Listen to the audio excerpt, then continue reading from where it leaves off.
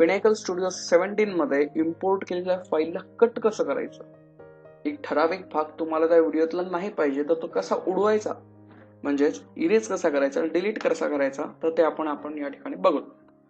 सगळ्यात पहिले तर आपण फाईल एक इम्पोर्ट करणार. इम्पोर्ट करायसाठी मी ही फाईल घेतोय. ही फाईल केली मी ओपन केल्यानंतर इथे फाईल इम्पोर्ट झाली. त्याला राईट क्लिक करून मी ट्रॅक मध्ये घेतोय. ही फाईल ट्रॅक मध्ये घेतली. आता याच्यामध्ये मला व्हिडिओ स्टार्ट केल्यानंतर 20 सेकंदाचा व्हिडिओ पाहिजे. म्हणजे मी बघतोय 20 सेकंद इथे 20 सेकंद इथे दिसतंय. 20 सेकंद झालेले आपल्याला दिसत आहेत. मग 20 सेकंद घेतलेत. आता मला इथं कट करायचं आहे. याला कट करायसाठी नेमकं मी म्हणजे माझा एरो त्याच ठिकाणी राहील का, तर एखाद्या वेळेस हलू शकतो. तर त्या ठिकाणी काय करणार, आपण एक मार्क करून टाकणार. इथे मार्कर्स नावाचं एक ऑप्शन आहे, ऍड मार्क.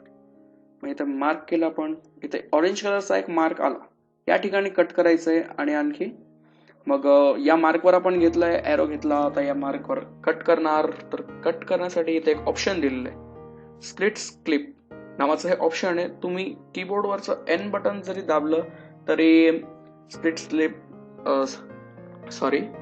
क्लिप्सचं ऑप्शन काम करेल. याला टच केल्यानंतर या ठिकाणी व्हिडिओचे 2 भाग होते.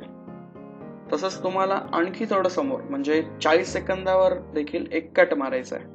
तर इथून आपण घेणार 40 सेकंद. बरोबर 40 सेकंदापर्यंत मी नेतोय. ते बरोबर 40 सेकंदापर्यंत मी नेलं. आता या ठिकाणी पण एक मार्क करून टाकणार. मार्क केलं आणि दाबलं कट. आता सध्या हे तिन्ही तुकडे म्हणजे एका व्हिडिओचे आपण जे 3 भाग केले तर ते तिन्ही भाग सिलेक्टेड आहेत.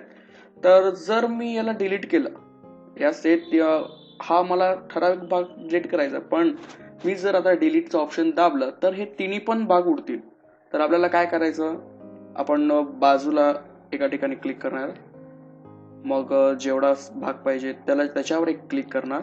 क्लिक केल्यानंतर तेवढ्याच भागाला एक ऑरेंज कलरची आउटलाईन येईल.